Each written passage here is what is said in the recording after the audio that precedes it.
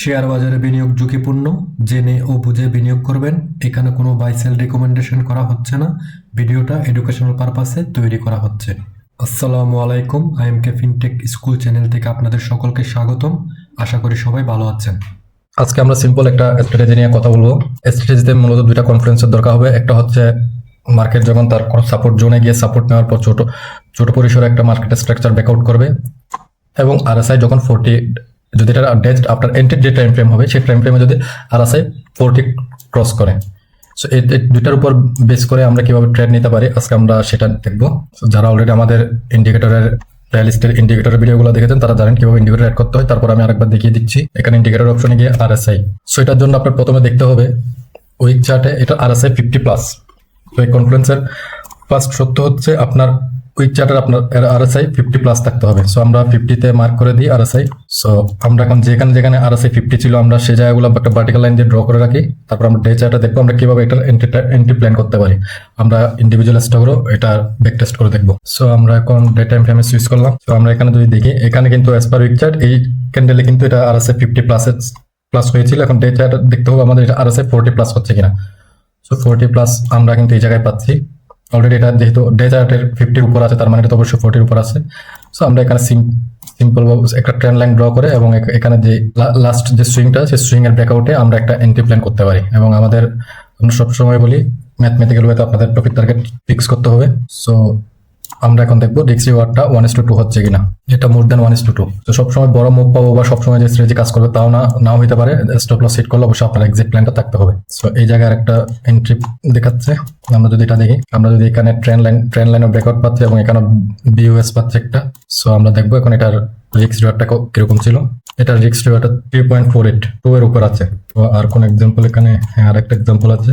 So আমরা যদি এখানে সুইং ব্রেকআউটটা না পাই, অ্যাটলিস্ট আমরা যদি এখানে ট্রেন্ড লাইন ব্রেকআউটও এন্ট্রি নিতে চাই, আমাদের এন্ট্রিটা হচ্ছে এই জায়গায়। অথবা আমরা যদি এই লাস্ট সুইং হাইও ধরি, যারা ট্রেন্ড লাইন ব্রেকআউট এবং সুইং ব্রেকআউট দুইটাই কনফারেন্স হিসেবে ইউজ করতে চান, তাহলে আমরা সেই হিসেবে আমাদের এন্ট্রি এবং স্টপ লসটা কোথায় হচ্ছে যদি দেখি, আমাদের স্টপ লস এটা কিন্তু 1:2 চেয়ে কম আছে। তো এই বিষয়গুলো দেখতে হবে, কারণ এখানে দেখতে হবে এখানে প্রাইসের গ্যাপ ছিল, রেজিস্ট্যান্স ছিল। সো আপনার স্টপ লস ট্রেড করতে যখন থেকে আপনার প্রাইস 1:1 ব্রেক ইভেন ক্রস করে যাবে, আপনার এরপর থেকে পার্সিয়াল প্রফিট বুক করে আপনার স্টপ লস ট্রেড করতে হবে। সো আমরা কিছু এখন ইন্ডিভিজুয়াল স্টকের এক্সাম্পল দেখার চেষ্টা করবো। তো এগেন আমাদের ফার্স্ট কনফারেন্সটা আমাদের চেক করে নিতে হবে। আমার উইক চার্টের আরএসআই লাগবে 70, সরি উইক চার্টের আরএসআই লাগবে 50। সো আমরা যেখানে যেখানে আরএসআই 50 ছিল ওই জায়গাগুলো মার্ক করে রাখবো। আরএসআই 50, এখানেও আরএসআই 50। সো এখন আমরা ডে চার্টে দেখবো আমরা এখানে এই স্ট্র্যাটেজিতে আমরা এখানে কোনো ডে চার্টের আমাদের এন্ট্রি পাচ্ছিলাম কিনা। এখানে ক্লিয়ার একটা এন্ট্রি দেখা যাচ্ছে, কারণ আমরা বলেছিলাম ডে চার্ট আপনার আরএসআই 40+ হতে হবে। সো এখানে অলরেডি 40-র চেয়ে অনেক বেশি আছে। এটা অলরেডি এখানে ডে চার্ট একবার 60 পর্যন্ত গেছিল এবং এরপর আবার রিটেস্ট করে এখন আবার 50 ব্রেকআউট হচ্ছে ডে টাইম ফ্রেমে। সো আমাদের যদি এটা ব্রেকআউট ধরি এবং আমরা যদি এটা আপনার মাইনর টাইম ফ্রেমে বা প্রাইস যদি আরো ফাইন টিউনিং করতে চান, আরো লোয়ার টাইম ফ্রেমে যান, তখন কিন্তু আরো ভালো এন্ট্রি পাবেন। বাট যেহেতু আরএসআই দিয়ে কাজ করতেছেন এখানে, সো অ্যাটলিস্ট একটু ব্রডার টাইম ফ্রেম ইউজ করাটাই বেটার। উইক চার্ট এবং ডে চার্ট পারফেক্ট এই স্ট্র্যাটেজির জন্য।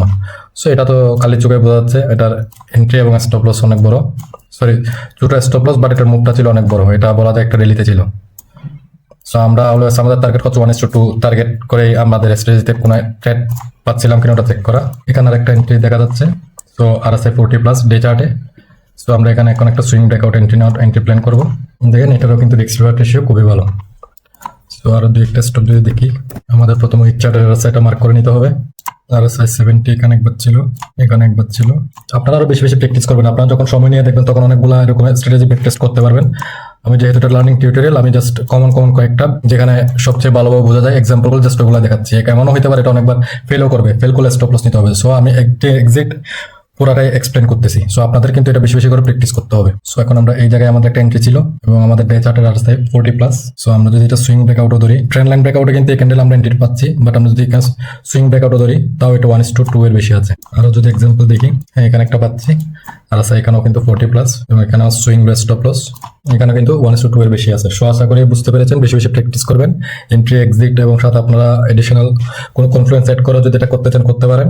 তো এটার মূল স্ট্র্যাটেজিটা হচ্ছে প্রাইস অ্যাকশন। আপনার সুইং একটা যে আপনার যে এন্ট্রি টাইম ফ্রেম হয় সেখানে মাইনার একটা ব্রেক অফ স্ট্রাকচার লাগবে বা চেঞ্জ অফ ক্যারেক্টার কিছু একটা দরকার হবে। আপনার যদি সুইং ব্রেকআউট না হয়, কিন্তু আপনার যদি প্রপারলি মানি ফ্লো না থাকে, আপনি কিন্তু ওখানে ট্রেড দিতে পারবেন না। এটা আলটিমেটলি হয়তো সাইড চলে যেতে পারে বা স্টপ লস হিট করাবে। আপনার আলটিমেটলি দেখতে হবে ভলিউম ইনক্রিজ হচ্ছে কিনা, আপনার এন্ট্রি ক্রাইটেরিয়া, আপনার কনফারেন্স অনুযায়ী, সাথে আপনার উইক চার্টার আরএসআই এবং ডে চার্টার আরএসআই এর অ্যালাইনমেন্টটা হচ্ছে কিনা ঠিক মতো। সো আপনারা যখন বেশি বেশি প্র্যাকটিস করবেন, এটা আরো বেশি ক্লিয়ার হবে। আশা করি বুঝতে পেরেছেন। ধন্যবাদ সকলকে। ধন্যবাদ সকলকে সাথে থাকার জন্য। আমাদের কন্টেন্ট আপনাদের যদি ভালো লেগে থাকে তাহলে লাইক, কমেন্ট, শেয়ার করে আমাদের সাথে থাকবেন। ধন্যবাদ। শেয়ার বাজারে বিনিয়োগ ঝুঁকিপূর্ণ, জেনে ও বুঝে বিনিয়োগ করবেন। এখানে কোনো বাই সেল রেকমেন্ডেশন করা হচ্ছে না। ভিডিওটা এডুকেশনাল পারপাসে তৈরি করা হয়েছে।